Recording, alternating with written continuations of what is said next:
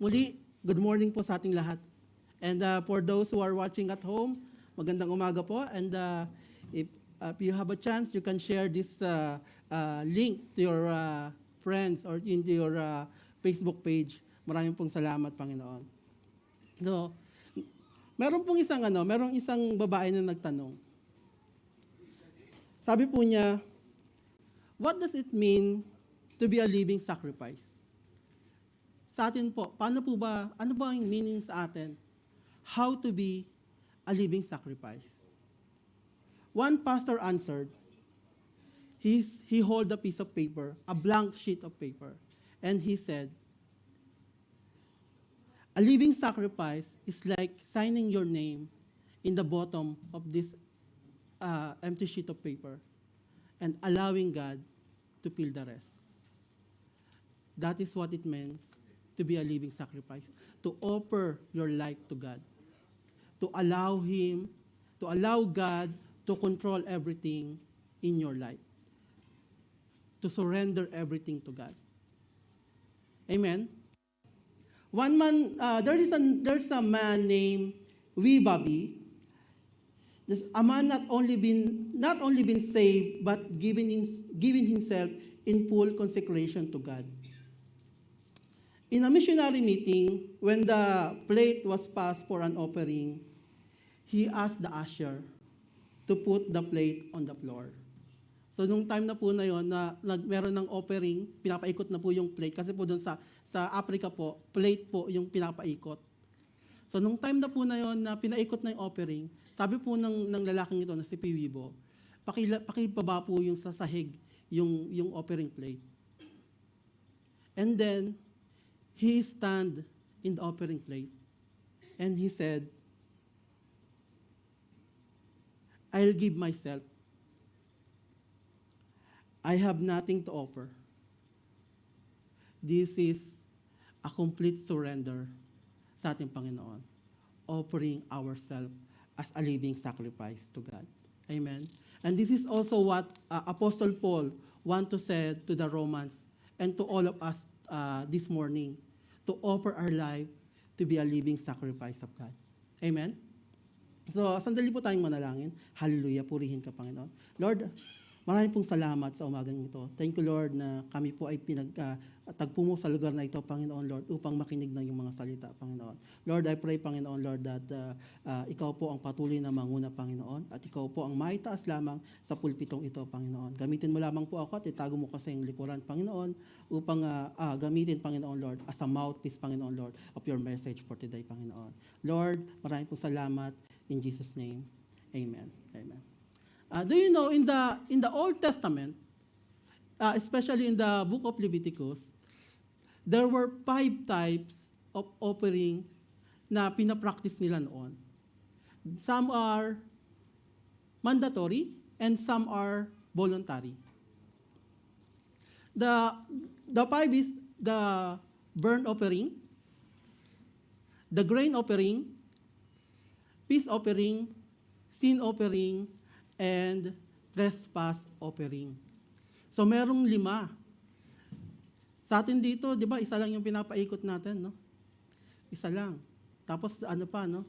Pagka umikot na yung basket, naiihi na.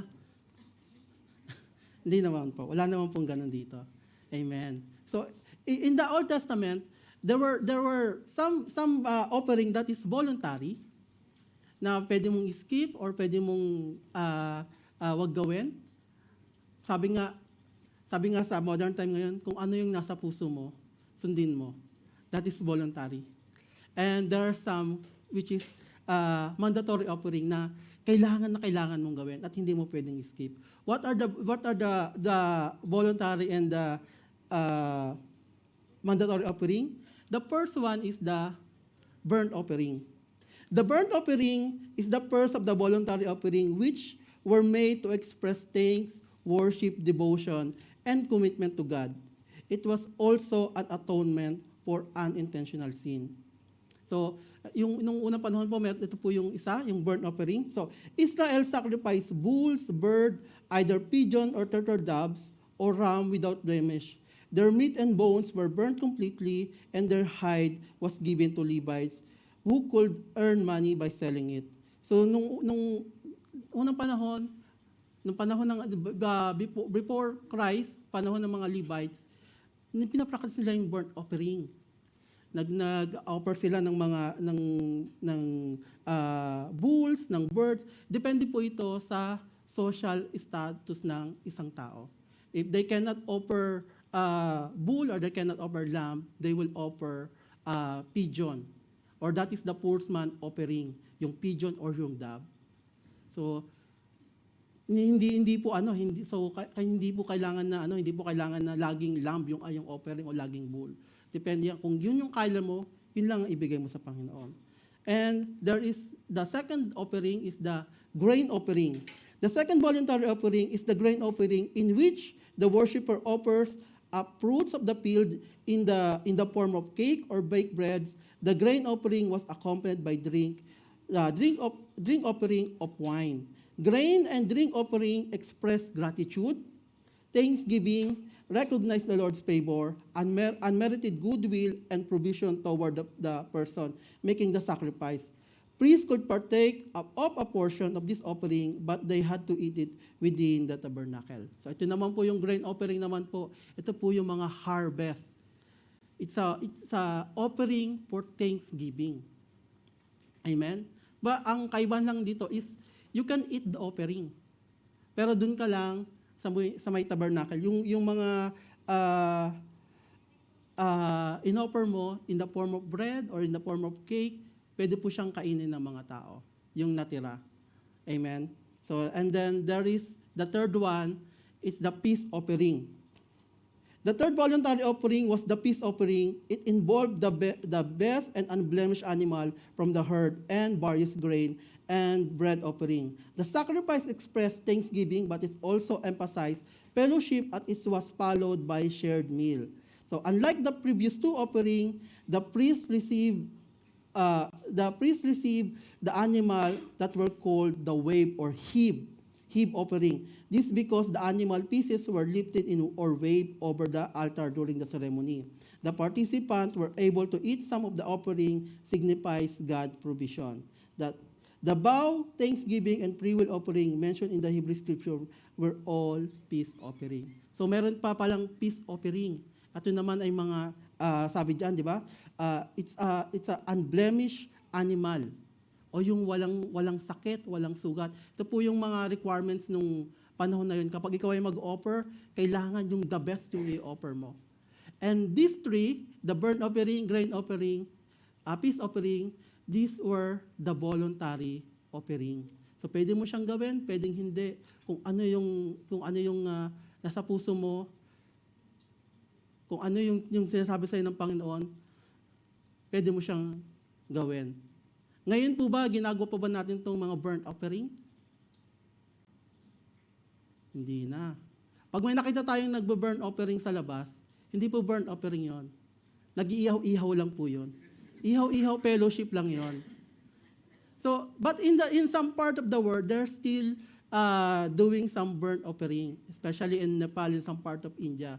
But hindi naman po yung, it's not the same God that they are offering yung kanilang mga kanilang inaalay. So this is the three voluntary offering, and there is two mandatory offering. This was the sin offering. So the sin offering was mandatory as atone for sin and cleanse from defilement. There were 5 possible elements of the sin offering, depending on the financial situation of the person. A common person could offer a female goat. The poor could offer fine flour. Meanwhile, a young bull was offered on behalf of the congregation as a wool. So, yung sin offering naman po, ito po ay isang mandatory offering. Ito po ay offering para maglinis ng ating mga kasalanan. Pag nagkasala ka, unintentional or intentional, you have to, in the old times, you have to practice or you have to do the sin offering. So ito rin po, sabi diyan, depending on the financial situation of the person, ang normal na tao will offer a female goat. But if a poor people, they also accepted fine flour or harina. So pwede pala yung harina lang. And depende rin po kung sa dami ng tao na kailangan. Sabi, if the sin offering is for the congregation, ang iaalay nila ay bull. So mas malaki yung crowd, mas malaki po yung kailangan nilang i-offer sa Panginoon. So this is the sin offering. And the second one, the second mandatory is the trespass offering. The trespass offering was a second mandatory offering, and this sacrifice was specifically a ram. Israel offered trespass sacrifice as atonement for unintentional sin against someone else that required reimbursement and recompensation. It was also the cleansing offering for defiling sin or physical illness and condition. The fat portion, kidney and liver were offered to God, and those offering the sacrifice ate the remainder of the ram outside the tabernacle. So ito naman pong trespass offering is the offering mo for unintentional sin o yung mga sin na hindi natin namamalayan. Halimbawa, di ba, andito tayo sa church tapos nakakatulog tayo, hindi natin namamalayan yon. Inaantok tayo, bigla tayo napapapikit, di natin napapakinggan yung words ng Panginoon. That is part of it. That is unintentional kasi antok na tayo eh. Di natin namalayan yung sinasabi ng pastor. So this is part. These two are the mandatory offering. Amen. So kung ang bull ay offering para sa isang congregation, how about the sin of the whole world? What can we offer? Siyempre, ang ating Panginoon lang. The perfect burn, sin, and trespass offering, our Lord Jesus Christ. Amen. Jesus, the Lamb of God, was our once and for all sacrifice that fulfilled God's need for blood offering. He was the perfect sacrifice of love and brought the possibility of perpetual change of the world. The reference to Christ being the Lamb of God because Jesus was a perfect offering of purity and cleanliness. He did nothing outside the Father and was sinless despite being a man. Amen. So, Jesus Christ is the offering for the sin of this world. Sabihin naman natin, salamat Lord. Salamat Panginoon. Because alam nyo, nung unang panahon, no, kahit pa sundin mo ng sundin yung 5 offering na ito, they cannot save you. You can say, I'm following the rules of this 5 offering. But God knows we cannot save ourselves by following the rules, by following the law. That's why He said in Romans 8:23, for what the law could not do, weak as it was through the flesh, God did, sending His own Son in the likeness of sinful flesh and as an offering for sin. He condemned sin in the flesh. Amen.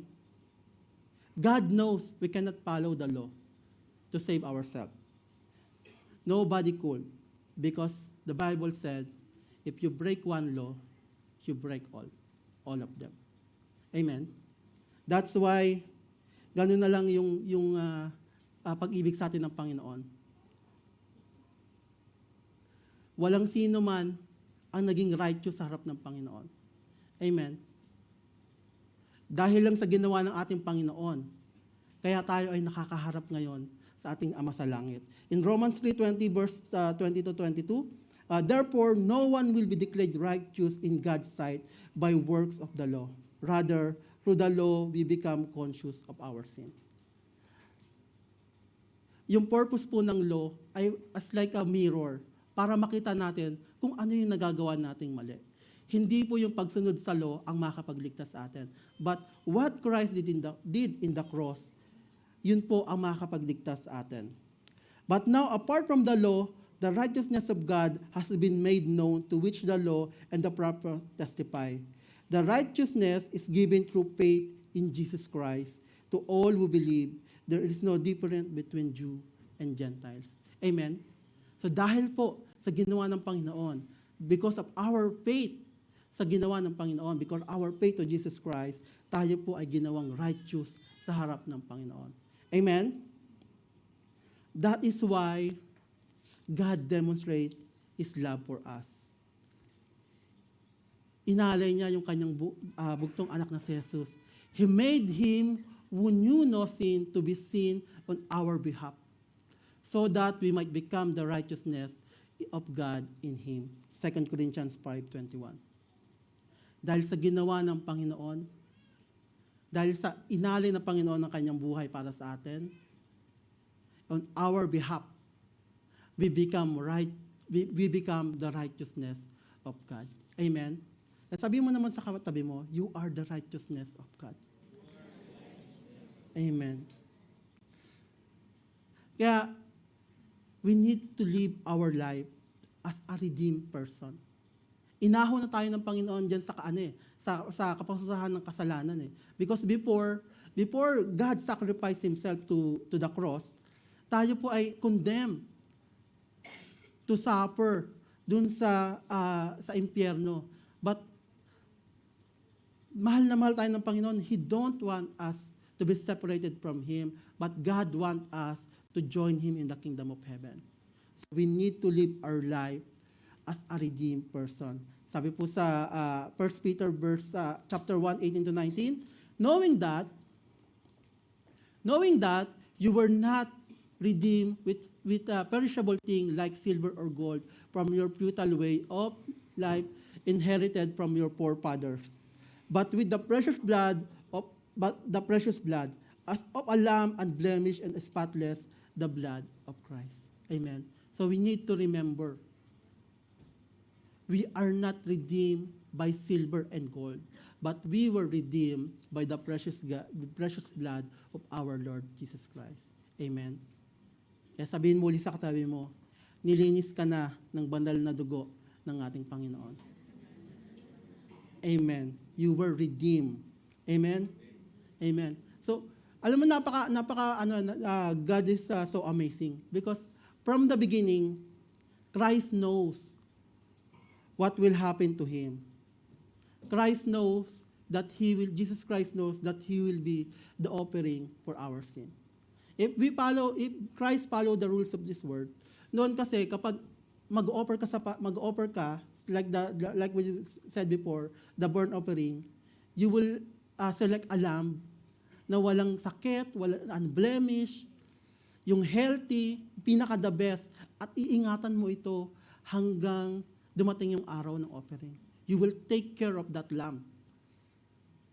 Jesus Christ, He knows that He will be the perfect offering for the sin of this world. But He did not ask the people to treat Him special. He did not ask for special treatment. Hindi sabi ng Panginoon, sa pagdating ng panahon, iaalay ako para sa kasalanan mo, kaya dapat i-treat mo ako especially. Kailangan pagsilbihan niyo ako. No. Jesus Christ did not did that. He still lived a normal life, a carpenter life. Pwede naman niyang sabihin, hindi ko na kailangan magtrabaho kasi kailangan suportahan niyo ako. Kailangan hindi ako mapagod kasi pag napagod ako, baka mapukpok ko yung daliri ko, hindi na ako unblemished, di ba? Jesus Christ can say that, pero hindi yun ginawa ng Panginoon. Jesus Christ is working normally, a carpenter. Amen.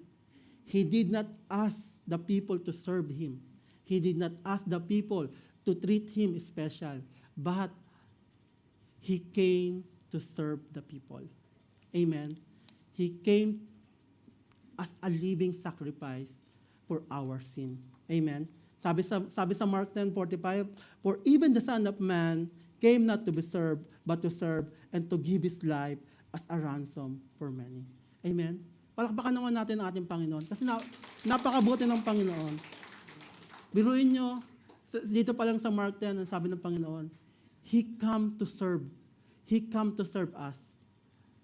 And after serving us, He offered His life to the cross. So, we need to remind ourselves, my brother and sister, that God offered his life as the ransom for many.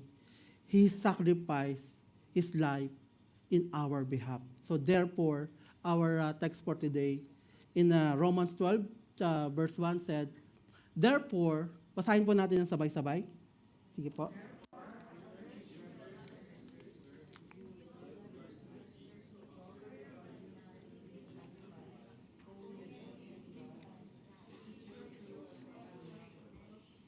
Amen. A living sacrifice, sabi ng Panginoon.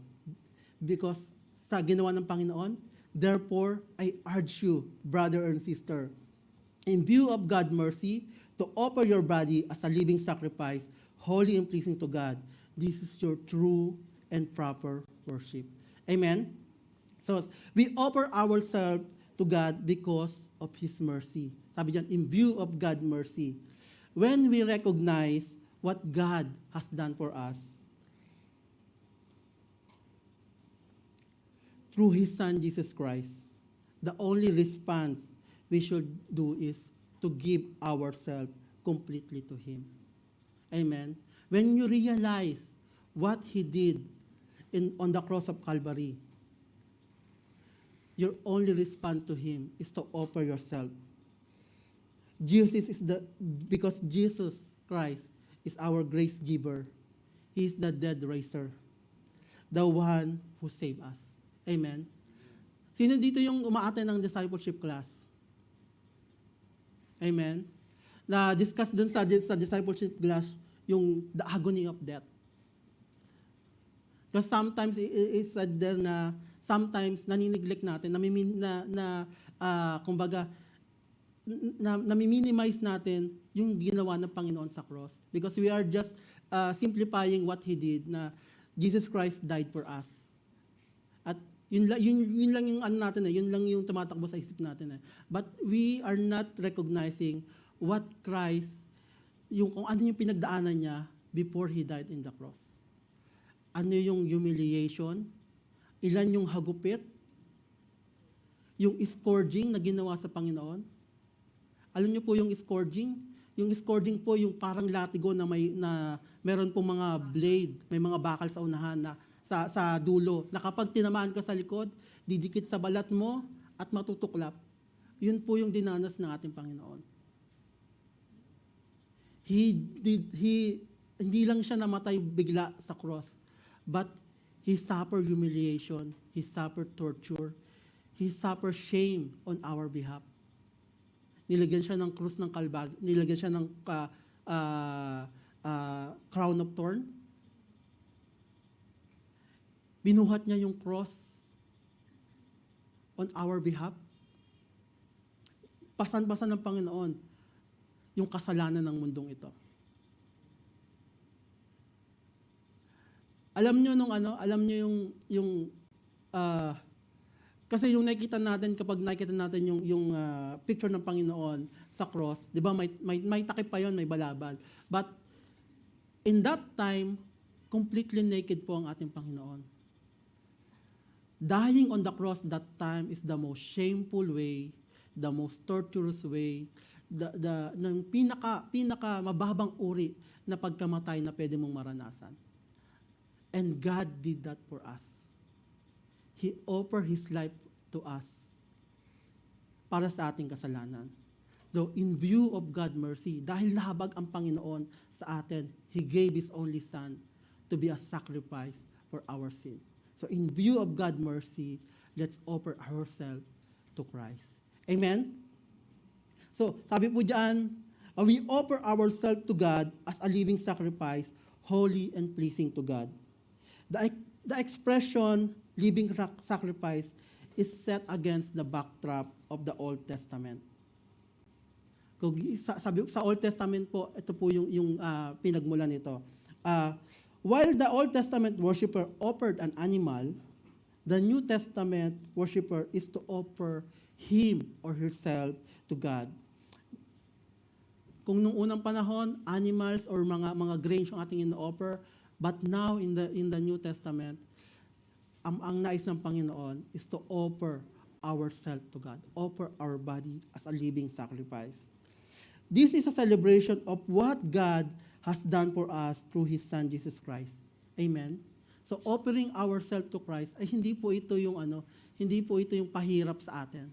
But this is a celebration na nare-recognize natin yung katagumpayan ng Panginoon doon sa cross ng Kalbaryo. Amen?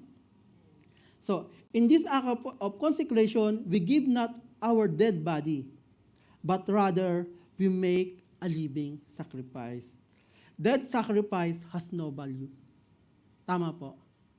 Dead sacrifice has no meaning. Because dead sacrifice don't cost us anything. But if we offer a living sacrifice sa ating Panginoon, it costs something. Amen? It costs us everything in our life. Amen? So, God gave up His life for you. He took the punishment for our sin. The shame, the torture, and humiliation, Jesus Christ took them all in the cross of Calvary so that you can be free of the punishment of sin. Believe in the power of the cross. Believe in Christ. Offer your body as a living sacrifice, holy and pleasing to God. Amen? So, God doesn't want you to die as He did. He wants you to live. Amen? Kasi ginawa na ng Panginoon yun. He died for us so we can live. Amen? Ang nais ng Panginoon, tayo po ay mabuhay as a living sacrifice sa ating Panginoon. So, paano po natin gagawin yon? There were 5 po na pwede kong i-share sa inyo how to offer our body as a living sacrifice, holy and pleasing to God. Sabi po diyan, offer your body as a living sacrifice, holy and pleasing to God.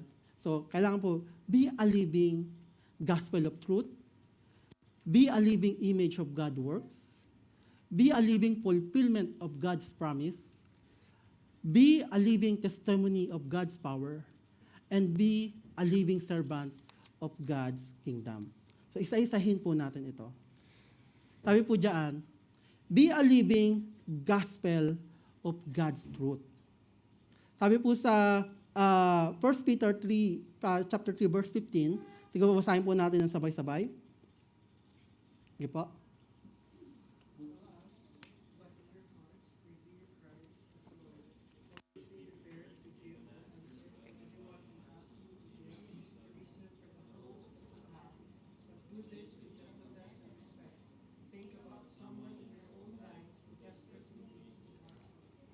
Amen. Purihin ng Panginoon. Sabi po diyan, be a living gospel of God's truth. Tell us, but in your heart, revere Christ as Lord. Always be prepared to give an answer to everyone who asks you to give the reason for the hope that you have. But do this with gentleness and respect. Think about someone in your own life who desperately need the gospel. Amen. So, what does it mean to be a living gospel of God's truth? Firstly, we need to understand what is the true meaning of the gospel. We need to understand ano ba yung tinanggap natin sa Panginoon. Ano ba yung gospel? Ano ba yung good news? The good news is the salvation that can only be found in Jesus Christ. Amen. So sabi po diyan, be ready to depend, be ready to give reason to anyone. Alam nyo, in this word, marami ng mga false gospel na naglilipana. So we need to know what is the true gospel. Ano ba yung gospel na pinangahawakan natin? We need to be ready to always depend from the attack of the enemy. Kasi meron mga gospel na sinasabi na kapag ikaw ay gumawa ng mabuti, ligtas ka na. No, that is not true. Kapag ikaw ay naniwala sa Panginoon, ligtas ka na kahit na ano pang gawin mo. No, that is not true. Gumagawa tayo ng mabuti. We are doing a good works. We are doing good deeds because tinanggap natin yung kaligtasan na galing sa Panginoon. This is just a manifestation of what Christ did for us. Kung ano po, ito po yung gumagawa tayo ng mabuti dahil po tayo ay binago na ng ating Panginoon. Hindi po para tayo ay mailigtas. At hindi dahil tumanggap tayo sa Panginoon. Sinabi natin na dineclare natin na Jesus is my Lord. Hindi rin po ito meaning na tayo po ay ligtas na because if you declared Jesus Christ as your Lord, it has to mean something in you. Hindi po yan bukang bibig lang, but it has to be true from your heart. Amen? So, kailangan po, we are always ready to share the gospel of truth. We don't promise anything because only God, si God lang ang pwedeng mag-promise sa isang tao. And that is when you accept Him as your Lord Jesus and you follow Him and you abide in Him, you will receive salvation. Amen? So be ready to always share the gospel of truth, the gospel of God's truth. So honor God by living in the word of truth, the true gospel. Amen? So sabihin mo sa katabi mo uli, be a living gospel of God's truth. Amen. Second is, be a living, offer your body as a living sacrifice, holy and pleasing to God, by living, be a living image of God's work. Amen? Sabi po sa Colossians 3:10, I have put on the new self, which is being renewed in the knowledge, in the image of its creator. Amen? There were two meanings in living in God's image. Firstly, yung una po kasi, we are created. Ito po yung ating main purpose ng ginawa tayo ng Panginoon. We are created in His own image to do good work. Amen? This is the original purpose of God when we create Adam and Eve. Amen?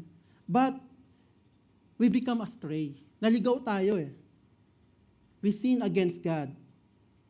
Nahiwalay tayo sa Panginoon. But God loved us so much that He sacrificed His life for us to be reconciled with God. Amen? So, therefore, we must honor God's works on the cross. We must honor God by living, sabi ko nga kanina, by living as a redeemed person. Firstly, nung unang tayong ginawa ng Panginoon to do good works, but we become astray, we become sinner, we bound to hell. Pero mahal tayo ng Panginoon. And what Christ did, ano yung work niya sa cross, kailangan po yun mag-reflect sa ating buhay. What Jesus Christ did on the cross must reflect in our daily living. Amen? Jesus Christ died for us. That is His work. That should reflect on us. Amen? So, honor God by living as a redeemed person. You are not, sabi kanina, you are not redeemed by silver or gold, but you are redeemed by the blood of Christ. So, honor God. Amen? Third is, be a living fulfillment of God's promise. Amen? Sabi po sa Romans 4:20-22, yet he did not waver through unbelief regarding the promise of God, but was strengthened in his faith and gave glory to God, being fully persuaded that God has power to do what he had promised. That is why it was credited to him as righteousness. Amen? Sabi kung tandaan niyo po yung memory verse ng Mark 11:24, sabi po doon, therefore, I tell you, whatever you ask in prayer, believe it that you have received it, and it will be yours. Amen? This is the same as the promise of God. Believe that you have received it. Yung promise ng Panginoon, we need to live na natanggap na natin that we are already living in the promise of God. And that will happen. Sabi po dyan sa Romans 4:22, no? Say, do not waver through unbelief. do not doubt God's promise. Amen? Because the promise, when God promised, He will always do. Amen? Hindi tayo mabibigo. Amen? God promised that if we search for Him, we will find Him. Amen? And when He is found, there is a great reward for us. Amen? Napakabuti natin kasi ang ating Panginoon, kapag hinanap natin, nandyan lang. Hindi yan katulad ng iba na kapag hinahanap natin, nawawala. Amen? Diba pag may nangutang sa atin, hindi natin mahanap, no? Pero ang Panginoon, andyan palagi, ang dali lang hanapin. Amen? He does not play hard to get.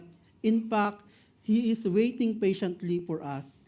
The best way to find Him and be close to Him is through prayer. Amen? Ang daling hanapin ng ating Panginoon.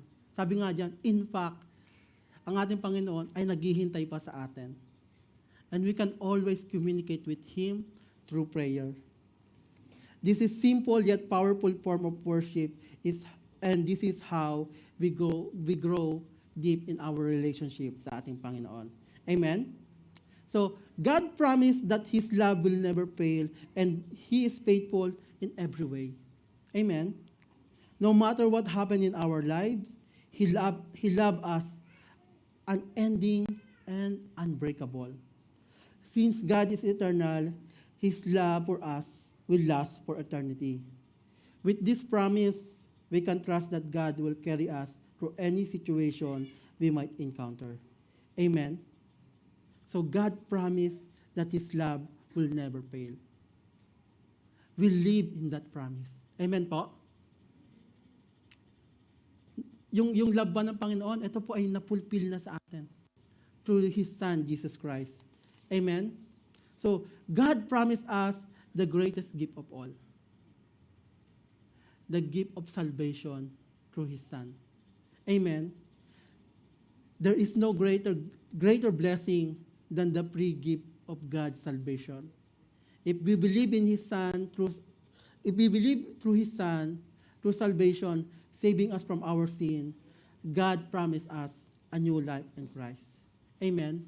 So we need to honor God in living by faith. God's promise never fail. Amen. Yan, sabi mo uli sa katabi mo, God promise never fail. Amen. And pang-apat, fourth is, be a living testimony of God's power. Amen. 2 Peter chapter 1 verse 3. His divine power has granted us all things that pertains to life and godliness through the knowledge of Him who called us to His own glory and excellence. Amen. Whatever deficiency you may experience in your Christian life and your pursuit of godliness can be overcome richly and abundantly supplied to you through God's power. Amen. As 2 Corinthians chapter 12, verse 9 said, "But He said to me, my grace is sufficient for you, for my power is made perfect in weakness. Therefore, I will boast all the more gladly about my weakness, so that Christ's power may rest in me." Amen? The power of your testimony is about God works in your life. Amen? You are a direct witness of what He has done and does. Alam ko lahat tayo dito ay nakaranas ng power ng ating Panginoon. Amen? At dahil ikaw ay nakaranas, you are the first-hand witness. And we can testify that. We can testify God's power. Kung paano tayo binago ng Panginoon. Kung paano niya tayo sinamahan. Kung paano tayo ginabayan ng Panginoon. That is God's power. And we can testify that dahil tayo po ay naranasan natin yan. So we are ambassador for Christ. Let us testify of His life death, and resurrection through our lives. Amen? Amen. Now, sabihin mo ulit sa katabi mo, be a living testimony of God. Amen. And lastly, sabi po diyan, be a living servants of God's kingdom. Sabi po sa 1 Peter 4, chapter 4, verse 10 to 11, as each has received a gift, use it to serve one another, as God is steward of God-varied grace. Whoever speak as one who speak oracles of God, whoever serve as one who serve by the strength that God supplies, in order that in everything God may be glorified through Jesus Christ. To Him belong glory and dominion forever and ever. Amen. Amen. Honor God by serving. Amen. We serve not for our own glory, but to honor our Lord. Amen. We honor God by both being a steward with His gift and glorifying Him in all that we and all that we do. As a steward, we honor God by utilizing the gift He has given us. Amen.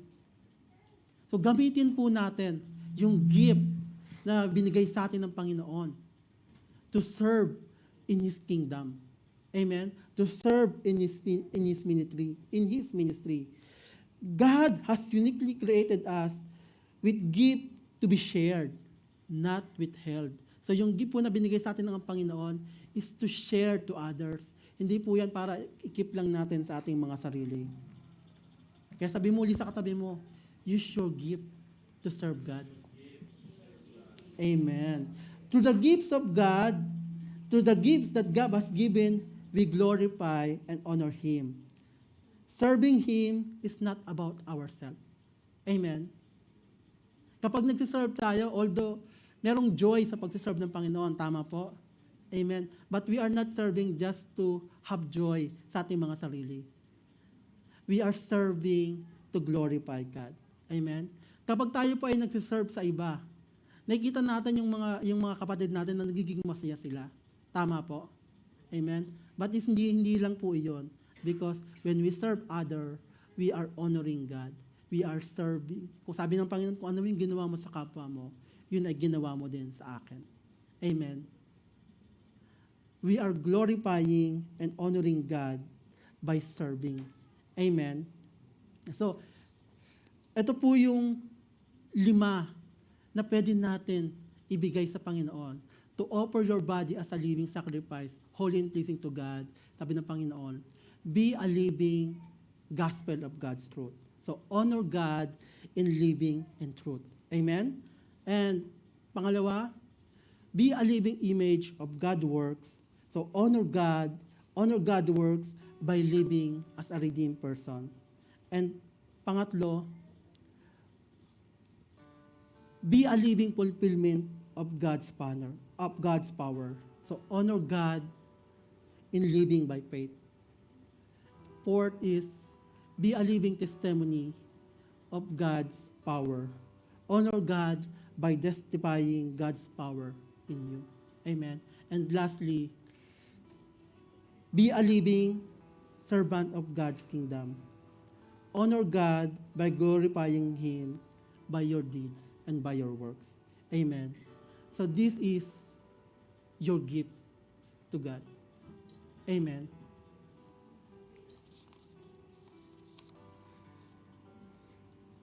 God has given us so much more. Amen. This is just a simple gift na pwede natin ibigay sa Panginoon.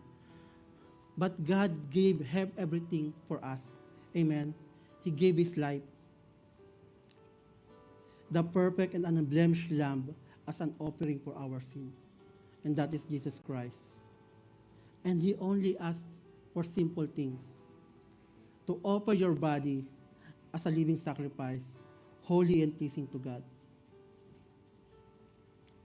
Let's honor God's sacrifice by the way we live. Amen. So, I want to leave you with this question na pwede natin pagbulay-bulayan sa ating pagpalabas. Ito po ay question from James. tanong po ni James, what good it is, my brothers and sister, if someone claims to have faith but has no deeds?